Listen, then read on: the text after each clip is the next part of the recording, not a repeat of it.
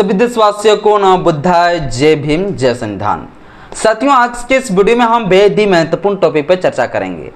महत्वपूर्ण इसलिए हो जाता साथियों क्योंकि इसमें हमारे भारत देश के उपराष्ट्रपति जगदीप धनखड़ जी अपने पद की इस्तीफा महामहिम राष्ट्रपति द्रौपदी मुर्मू जी को साथियों सौंप दिए हैं। यानी अब हमारे देश के उपराष्ट्रपति जगदीप धनखड़ जी नहीं रहे। जब से साथियों इस्तीफा दिए गए हैं तब से साथियों तरह तरह के सवाल किए जा रहे हैं, जिसमें साथियों सबसे पहला सवाल तो ये है कि आखिर उपराष्ट्रपति जगदीप धनखड़ जी अपने पद का इस्तीफा क्यों दिए, इसके पीछे वजह और कारण क्या है। दूसरा सवाल साथियों ये है कि उपराष्ट्रपति जगदीप धनखड़ जी अपने पद के इस्तीफा के लिए जो कारण जो वजह बताया, क्या असली वजह असली कारण वही है या कुछ और है। तीसरा साथियों सवाल ये है कि अब तो जगदीप धनखड़ जी उपराष्ट्रपति रहे नहीं, तो अगला उपराष्ट्रपति कौन बनेंगे। चौथा सवाल साथियों ये है कि आखिर उपराष्ट्रपति का चुनाव कैसे होता है। पांचवा सवाल साथियों ये है कि आखिर उपराष्ट्रपति चुनाव के लिए जो प्रोविजन किया गया है वो संविधान के किस अनुच्छेद में किया गया। अगला क्वेश्चन साथियों ये है कि संविधान के जो अनुच्छेद में उपराष्ट्रपति के चुनाव के लिए जो प्रोविजन किया गया उसका प्रक्रिया क्या है, उसका प्रोसीजर क्या है, उसका विधि क्या है, उसका नियम क्या है, यह साथियों लोग जानना चाहता है।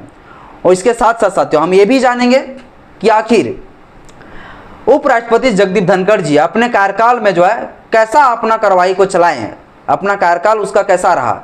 साथ में साथ ये भी जानेंगे साथियों जो कुछ कई प्रकार के विवादित टिप्पणी और क्रिटिसाइज वाली जो है टिप्पणी दिए हैं जगदीप धनखड़ जी साथियों, उस टिप्पणी के बारे में भी आपको हम बताएंगे।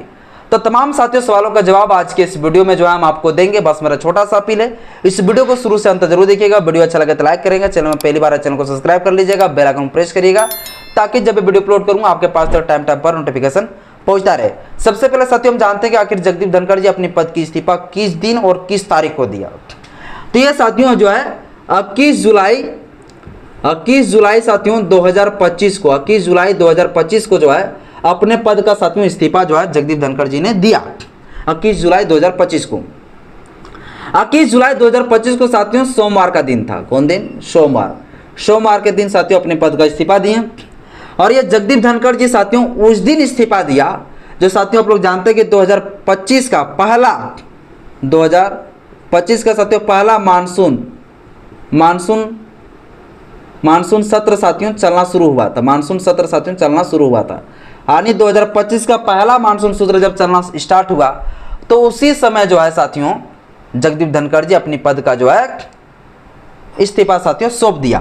देखिए 21 जुलाई 2025 को जो है लोकसभा में भी साथियों और राज्यसभा में भी जो है सत्र चल रहे थे, दोनों में, लोकसभा में और राज्यसभा में भी।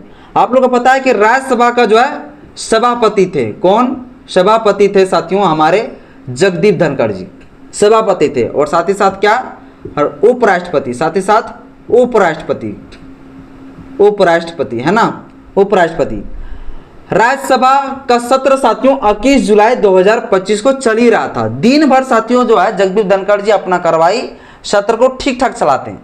अचानक से जो है उपराष्ट्रपति जगदीप धनखड़ जी का मूड खराब होता है और शाम के समय साथियों शाम 5 बजे जो है अपना इस्तीफा जो है सौंप देते हैं। किसको सौंप देते हैं? हमारे देश के महामहिम राष्ट्रपति द्रौपदी मुर्मू जी के लिए साथियों इस्तीफा सौंप देते हैं। शाम को दिन भर कार्रवाई चलाएं, शाम को सडनली साथियों जो है इस्तीफा सौंप दी। तो बहुत लोग जो है सोच रहे होंगे कि आखिर इस्तीफा ही देना था तो फिर मानसून सत्र का पहले दिन में ही क्यों दे दिया, इससे पहले भी तो दे देना चाहिए। लेकिन साथियों 21 जुलाई 2025 को ही साथियों अपना इस्तीफा दे दिया। यह साथियों दिन जो था हमारे मानसून सत्र का पहला दिन था और उसी दिन साथियों इस्तीफा सौंप दिया।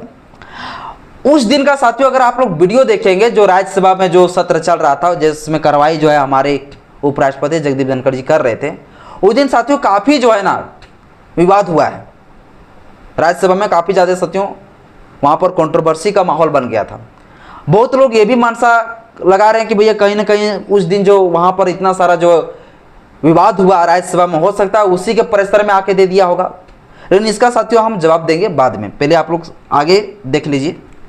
तो देखिए साथियों शाम 5 बजे जो है इस्तीफा दे दिए। कौन? जगदीप धनखड़ जी। अब साथियों इस्तीफा जो दे दिए तो सबसे पहले आप लोग ये जानते होंगे कि इसका कार्यकाल जो है कितना समय तक चला। तो ये साथियों जो है जगदीप धनखड़ जी 6 अगस्त साथियों 2000 साथियों 22 में 6 अगस्त 2022 में साथियों जो है अपने उपराष्ट्रपति के पद में शपथ लिए थे। और शपथ कौन दिलाता साथियों उपराष्ट्रपति को? तो राष्ट्रपति दिलाते हैं।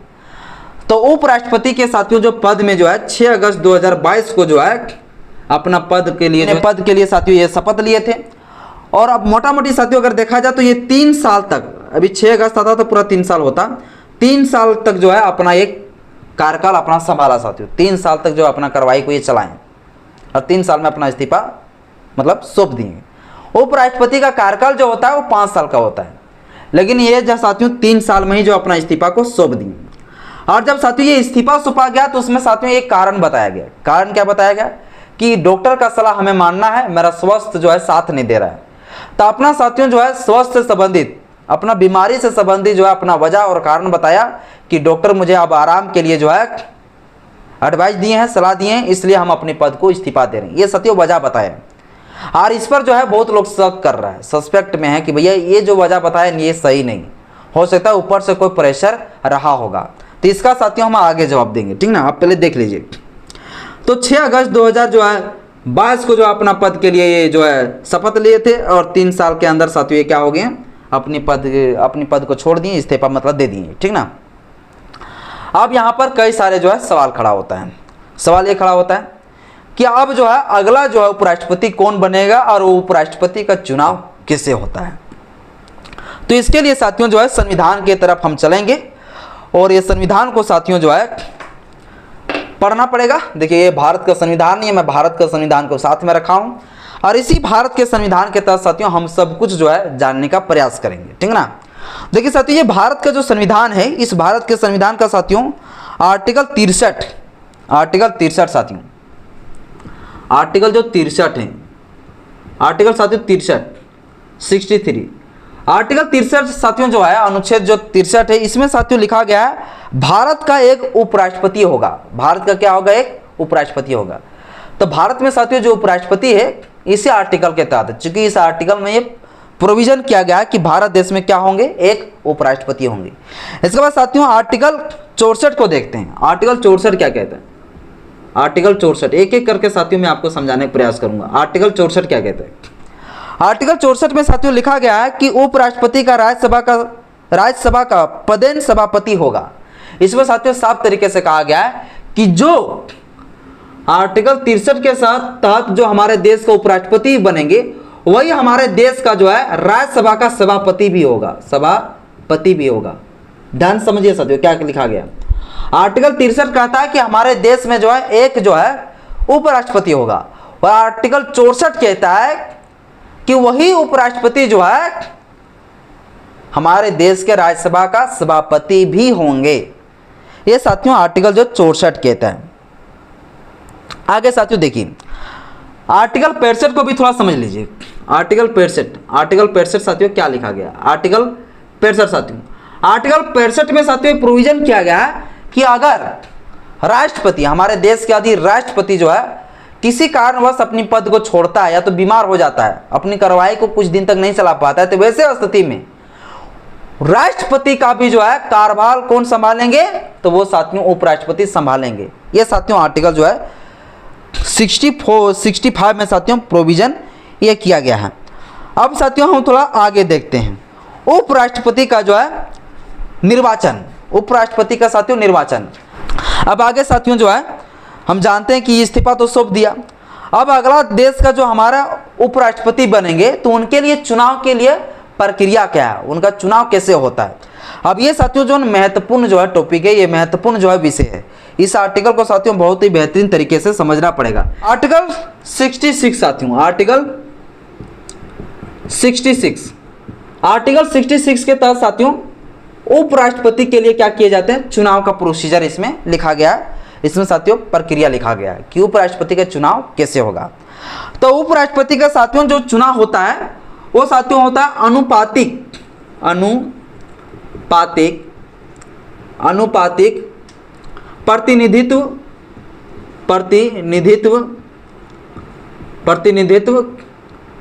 के अनुसार एकल संक्रमणीय विधि द्वारा, एकल संक्रमणीय विधि द्वारा अब ये साथियों क्या होता है, विधि द्वारा। इस प्रक्रिया के द्वारा साथियों जो है हमारे देश में जो है उपराष्ट्रपति का क्या किए जाते हैं, उपराष्ट्रपति का साथियों चुनाव किए जाते हैं। किस प्रक्रिया के द्वारा, तो यही प्रक्रिया के द्वारा साथियों। कौन प्रक्रिया, अनुपातिक प्रतिनिधित्व के अनुसार एकल संक्रमणीय विधि द्वारा।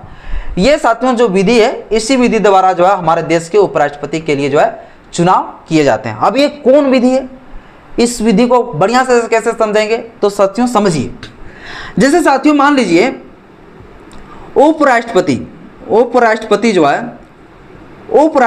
जो है के लिए जो है उपराष्ट्रपति के लिए कई सारे कैंडिडेट जो है खड़ा होना चाहते हैं। जो उपराष्ट्रपति के लिए कैंडिडेट बनना चाहते हैं वो कैंडिडेट साथियों खुद से नहीं कैंडिडेट बन सकते हैं। उसके लिए कम से कम क्या होगा, 20 कितना साथियों, 20 MP, 20 member of parliament, 20 member of parliament साथियों जो सांसद होते हैं, उन सांसदों का साथियों क्या चाहिए होता है, तो उन सांसदों का साथियों प्रोपोजल चाहिए होता है। क्या चाहिए होता है, प्रोपोजल साथियों।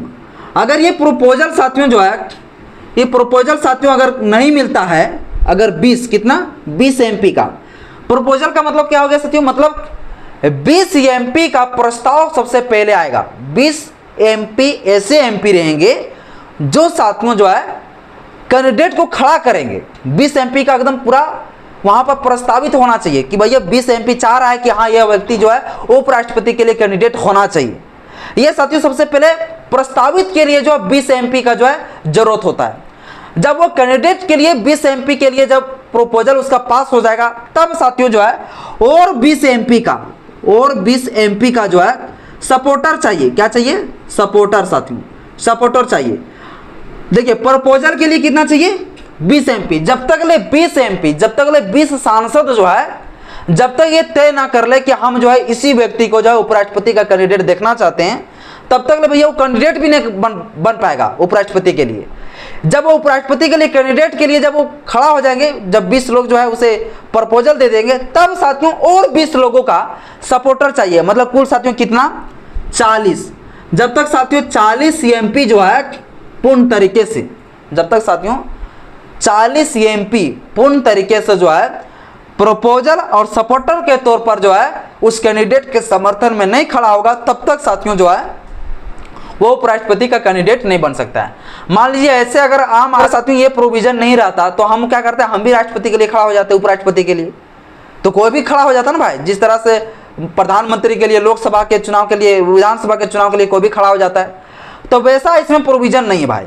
इसमें साफ तरीके से कहा गया है कि वही जो है व्यक्ति खड़ा हो सकता है जो व्यक्ति के लिए 20 सांसद जो प्रपोजल लेके आएगा कि हम उस व्यक्ति को उपराष्ट्रपति के कैंडिडेट के तौर पे देखना चाहते हैं। लेकिन कैंडिडेट के तौर पर देखना चाहते हैं सिर्फ ये इतने में नहीं होगा, बल्कि 20 MP और उसको समर्थन करेगा, तब जाके जो है वो पूरी तरीके से साथियों उपराष्ट्रपति के लिए चुनाव लड़ पाएंगे। अब उसको 15,000 रुपया रिजर्व बैंक ऑफ इंडिया में जमा भी देना पड़ेगा, तब जाके जो है 40 गो MP चाहिए समर्थन पूरा प्रपोजल, और साथ ही साथ साथियों जो है अब जो 15,000 जमा देना पड़ेगा, तब जाके उपराष्ट्रपति के लिए वो पूरी तरीके से एक जो है कैंडिडेट बन पाएंगे, तब जाके वो उपराष्ट्रपति के लिए साथियों खड़ा हो पाएगा। तो ये साथियों हो गया एक अनुपातिक प्रतिनिधित्व के अनुसार। अब इसका वोट कैसे होता है ये साथियों जानना पड़ेगा। अब इसका वोट कैसे होता है, देखिए साथियों हमारे देश के जो उपराष्ट्रपति जगदीप धनखड़ जी है, जो अभी इस्तीफा दिए हैं, ये साथियों उपराष्ट्रपति जगदीप धनखड़ जी जो है ना 787 वोट में से जो है 500 से प्लस साथियों जो है ये वोट ले आए थे, 500 से प्लस, तब जाके साथियों हमारे देश के उपराष्ट्रपति जगदीप धनखड़ जी बने थे। अब साथियों हम जानेंगे कि उपराष्ट्रपति के लिए वोट कौन कौन दे सकते हैं, और वोट देने के लिए जो प्रक्रिया है एकल संक्रमणीय विधि, ये एकल संक्रमणीय विधि साथियों होता क्या है और कैसे जो है वोट दिया जाता है, ये साथियों हम देखेंगे। साथियों हमारे जो उपराष्ट्रपति है, उस उपराष्ट्रपति के लिए साथियों जो है ना, उपराष्ट्रपति के लिए जो है वोट साथियों जो है कौन कौन दे सकता था। एक पहला साथियों लोकसभा का सदस्य दे सकता है, लोकसभा का सदस्य वो सदस्य साथियों जो निर्वाचन द्वारा निर्वाचित होकर जो है चुने गए हैं। जैसे साथियों लोकसभा का चुनाव जो 2024 में हुआ हम लोग का है ना, तो उसमें जो लोकसभा का चुनाव हुआ, जो सदस्य जो चुने गए वोट के द्वारा, जनता के वोट के द्वारा, वही सदस्य लोग जो साथियों वोट दे सकते हैं उपराष्ट्रपति के लिए। देखिए हमारे लोकसभा का सदस्यों की संख्या है कुल 545, लेकिन 543 लोगों के लिए ही क्या होता है, चुनाव होता है। बाकी बात साथियों 2 सदस्य को क्या कर लिए जाते हैं, 2 सदस्य को साथियों मनोनीत कर लिया जाता है राष्ट्रपति के द्वारा। तो 2 सदस्य जो हो गया साथियों, वो 2 सदस्य जो है उपराष्ट्रपति के लिए वोट नहीं दे सकता है, बल्कि मात्र जो है लोकसभा के 543 लोग ही क्या कर सकते हैं, 543 लोग ही साथियों क्या कर सकते हैं, वोट दे सकते हैं। किसके लिए वोट दे सकते हैं, उपराष्ट्रपति के लिए। और साथ ही साथ साथियों जो राज्यसभा है, हमारा जो राज्यसभा है, वो राज्यसभा का साथियों जो सदस्य होगा, वो राज्यसभा का सदस्य साथियों जो है, जो निर्वाचित सदस्य है, वो निर्वाचित सदस्य भी साथियों 233 लोग देवे करेंगे इधर, 233 सदस्य। और साथ ही साथ साथियों जो निर्वाचित है, जो निर्वाचन द्वारा जो है बने हैं। और साथ ही साथ साथियों राज्यसभा का वो मेंबर, राज्यसभा का साथियों वो सदस्य, जो सदस्य साथियों जो है मनोनीत किया गया है। क्या किया गया है, मनोनीत किया गया है। जो साथियों चुनाव के द्वारा नहीं जीता, बल्कि वो जो है मनोनीत कर लिए गए हैं 12 लोग। तब 12 साथियों हमारे जो है सदस्य जो है मनोनीत है राज्यसभा में। ये सदस्य भी साथियों उपराष्ट्रपति के लिए वोट दे सकता है, और जो राज्यसभा का 233 रहे वो भी वोट दे सकता है। लेकिन लोकसभा के लिए साथियों सिर्फ जो है निर्वाचित जो है सदस्य जो रहेंगे, वही साथियों उपराष्ट्रपति के लिए वोट दे सकता है। अब ये वोट साथियों जो दिया जाता है, वो वोट देने का साथियों जो प्रक्रिया होता है, जो विधि होता है, उसको कहते हैं साथियों एकल संक्रमणीय विधि। अब ये एकल संक्रमणीय विधि क्या होता है, अब इसको साथियों समझिए, थोड़ा सा ध्यान से समझिएगा, है ना। ये साथियों मान लीजिए जो है 3 कैंडिडेट मान लीजिए उपराष्ट्रपति के लिए साथियों है, 3 उपराष्ट्रपति के लिए जो है कैंडिडेट है, ठीक ना। 3 साथियों मान लीजिए कैंडिडेट हो गया, ए हो गया, बी हो गया, सी, ठीक ना। ये 3 कैंडिडेट साथियों सपोज दैट जो है उपराष्ट्रपति के लिए क्या हो गए, कैंडिडेट होंगे। क्या होंगे, कैंडिडेट हो गए उपराष्ट्रपति के लिए, ठीक है। अब जो है लोकसभा राज्यसभा का जो सदस्य वोट देंगे, वो साथियों जो है तीनों को वोट देंगे, एक को वोट नहीं देगा। अब समझना, जब आप तीनों को वोट देंगे भाई, इसके मतलब जो है तीनों जीत जाना चाहिए, तब ऐसा नहीं है साथियों। समझिए ध्यान से, ठीक ना, कैसे होता है यहाँ पर ध्यान से समझना। तो हम लोग लोकसभा के लिए जब चुनाव होता है, जब वोट देते हैं, और विधानसभा के लिए तो हम लोग क्या करते हैं, अगर 10 कैंडिडेट है तो 10 कैंडिडेट में से एक को ही देते हैं, सबको वोट नहीं देते। लेकिन इसमें क्या होता है, तीनों को वोट देना पड़ेगा। अब तीनों को कैसे वोट देगा, समझिए साथियों। जैसे मान लीजिए साथियों 11 जो है सदस्य, मैं आपको साथियों समझाने के लिए 11 लिख रहा हूँ, ठीक ना। मान लीजिए 11 सदस्य है, 11 जो है सांसद है, यार 11 सांसद जो वोट देने के लिए गया। अब वोट देने के लिए साथियों जब जाएंगे ना, तो इसमें यहाँ पर चलेगा मेजोरिटी, प्राथमिकता पर मेजोरिटी चलेगा, कि आप पहले नंबर में किसको उपराष्ट्रपति के तौर पर देखना चाहते हैं। समझ रहे हैं बात को, रैंक के हिसाब से, मतलब पहले आप किसको उपराष्ट्रपति के तौर पर देखना चाहते हैं। जैसे मान लीजिए साथियों आप कोई वैकेंसी भरते हैं जॉब के लिए, तो आपको वैकेंसी में जो है ना पोस्ट मिलता है, और पोस्ट में जो है ना आपको 4-5 ऑप्शन देता है कि पहला नंबर में आप कौन सा नौकरी लेना चाहते हैं, दूसरा नंबर में कौन सा नौकरी लेना चाहते हैं, तीसरा नंबर में आप कौन सा पोस्ट लेना चाहते हैं, चौथा नंबर में आप कौन सा पोस्ट लेना चाहते हैं। इस तरह ऑप्शन देता है कि नहीं। तो आप क्या करते हैं, तीनों चारों सभी में जो है टिक मारते हैं कि इसे इसमें हमको चाहिए। लेकिन पहला नंबर में जो मारते हैं, अगर उतना नंबर ले आए हैं तो भैया आपको पहला नंबर वाला मिल जाएगा आपको जो। अगर उतना नंबर नहीं ला पाए तो फिर आपको जो दूसरा नंबर तीसरा नंबर में मारे हैं उसको आपको उसमें आपको नौकरी मिल जाएगा। तो इसी प्रकार साथियों इसमें होता है, क्या होता है, अगर 4 कैंडिडेट है तो 4 कैंडिडेट में साथियों चाहे 3 कैंडिडेट है तो 3 कैंडिडेट मतलब मान लीजिए 11 सदस्य लोग वोट दे रहा है, तो 11 सदस्य में से साथियों मान लीजिए वोट दे दिया यहाँ पर साथियों 6 लोग जो है वोट दे दिया इसी में पहला प्राथमिकता में, कि हम इसी को सबसे पहले जो है देखना चाहते हैं। क्या देखना चाहते हैं, उपराष्ट्रपति के तौर पर देखना चाहते हैं। 6 लोग इसी में दे दिया, बच गया 5। अब 5 में से साथियों जो है ना 3 लोग दे दिया यहाँ पर वोट और 2 लोग साथियों वोट दे दिए यहाँ। तब देखिए साथियों कितना हो गया, 3 2 5 और इधर हो गया कितना साथियों 6, तो 6 5 कितना हो गया 11। अब यहाँ पर देखिए साथियों ध्यान से समझना, फिर से ध्यान समझना, जो पहला व्यक्ति जो 11 सदस्य में से जो पहला व्यक्ति जो वोट दे रहा है वो यहाँ भी दे रहा है, यहाँ भी दे रहा है और यहाँ भी दे रहा है, लेकिन पहला प्राथमिकता में इसको सब लोग रख रहा है, सबसे पहला प्राथमिकता में इसको रख रहा है कि हम इसी को सबसे पहले देखना चाहते हैं उपराष्ट्रपति के तौर पर। तब पहले नंबर में इसको रखने वाला प्राथमिकता में जो है 6 लोगों का वोट आ गया। कितना लोगों का आ गया? 6 लोगों का। तो साथियों यही बन जाएंगे उपराष्ट्रपति। कैसे बन जाएंगे? अब ध्यान से समझिए साथियों, फिर से दे इसमें उपराष्ट्रपति के लिए साथियों जब ये वोट होता है तो एक नियम अपनाई जाती है। वो नियम क्या है साथियों कि जितना लोग वोट दे रहे हैं उसमें से जो है 50% से +1, यानी 50% +1, अगर इतना कोई वोट ले आता है तो वही बन जाएंगे साथियों हमारे देश के उपराष्ट्रपति। जैसे साथियों मान लीजिए यहाँ पर 11 सदस्य थे। कितना थे? 11। तो 11 को साथियों 2 से भागा दे दीजिए, तब 50% होगा। तो कितना हो जाएगा? 5.5, 5.5। तो 5.5 मतलब क्या साथियों? एक सदस्य को काट देंगे कि, तब 5 से मोटा मोटी मान के चलिए, और एक जोड़ दीजिए साथियों, कितना हो जाएगा? 6। तो ये कुल साथियों जो 6 सदस्य हुआ ना, ये 6 सदस्य साथियों जो है जो वोट दिया है, जो 6 सदस्य का जो मेजोरिटी, जो सबसे ज्यादा जो बहुमत जिसमें आया है, यही साथियों क्या बन जाएंगे? उपराष्ट्रपति। क्या बन जाएंगे? उपराष्ट्रपति। अब साथियों हम थोड़ा सा उपराष्ट्रपति का जो जगदीप धनखड़ जी का जो कार्यकाल रहा और जो आलोचनात्मक जो टिप्पणी रहा, जो विवादित टिप्पणी रहा, उस टिप्पणी से साथियों आपको थोड़ा सा रूबरू कराना चाहते हैं। जनवरी 2023 में साथियों उपराष्ट्रपति जगदीप धनखड़ जी के द्वारा कहा गया था कि संसद के बनाए गए कानूनों को अगर अदालत रोक देती है तो यह लोकतंत्र के लिए खतरा होगा। यह साथियों जो है एक बयान है। किसके लिए यह बयान है साथियों? जो है उपराष्ट्रपति जो है सुप्रीम कोर्ट के लिए जो है बयान देते हैं। हालांकि कहना था कि संसद द्वारा बनाए गए कानून को अगर रोकता है, कौन रोकता है? सुप्रीम कोर्ट, तो ये लोकतंत्र के लिए खतरा होगा। मतलब साथियों ये जो है ना कहीं उपराष्ट्रपति भाजपा के सपोर्ट में काफी रहते थे। तो 10 दिसंबर 2024 को इनके द्वारा जो है कुछ बयान दिए हुए थे, और ये बयान को लेकर साथियों 10 दिसंबर 2024 को जो है जितने सारे इंडिया गठबंधन के लोग हैं, ये सारे लोग साथियों अविश्वास प्रस्ताव के लिए साथियों पेश कर दिया गया राज्यसभा में कि यह जो है ना निष्पक्ष काम नहीं करते हैं जगदीप धनखड़ जी। हालांकि इसके विरोध में साथियों जो है अविश्वास प्रस्ताव को पेश किया गया राज्यसभा में। अगला साथियों मई 2024 में फिर विवादित बयान देते हैं। कौन? उपराष्ट्रपति जगदीप धनखड़ जी। उपराष्ट्रपति फिर मई 2024 में जो है उपराष्ट्रपति जो है एक बयान देते हैं, और वो बयान था साथियों कि कुछ लोग लोकतंत्र की खत्म करने में लगे हुए हैं और उन्हें संसद में नहीं देशद्रोहियों की कटघरे में होना चाहिए। यानी जो कुछ को जो विपक्ष दल के जो नेता लोग थे, जो कुछ जो सांसद थे, उन लोगों के लिए ऐसा टिप्पणी कर दिया कि इन लोगों को जो है संसद में खड़ा नहीं होना चाहिए, बल्कि इन लोगों को देशद्रोहियों के कटघरे में खड़ा होना चाहिए।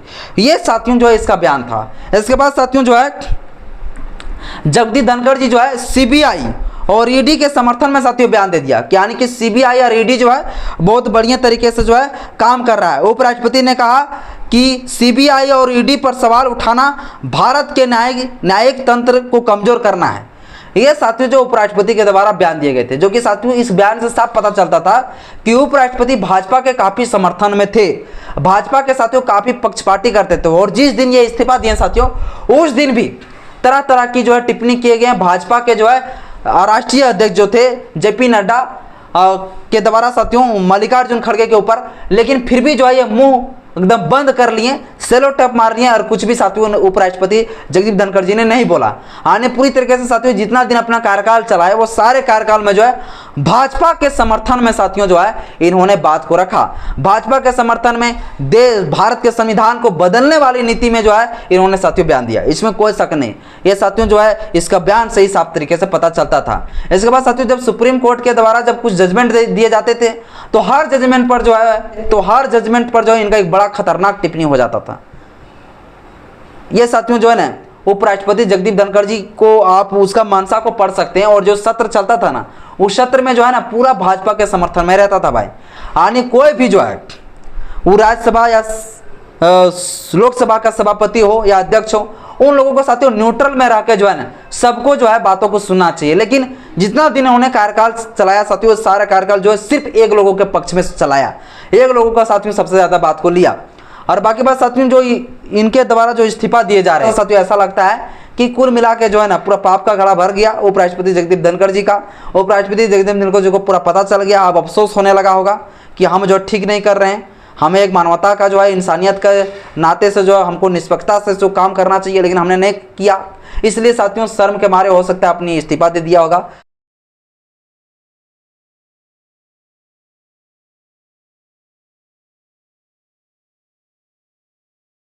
बाकी बात साथियों इस विषय पर आप क्या सोचते हैं, अगला जो उपराष्ट्रपति जो बनेंगे वो उपराष्ट्रपति के साथियों अभी तक जो कोई डेटा नहीं आया, ऐसा कोई डेटा आएगा तो हम आपको साथियों जरूर इन्फॉर्म करेंगे। बाकी बता आज की इस वीडियो में इतना ही। जय भीम, जय संविधान, जय।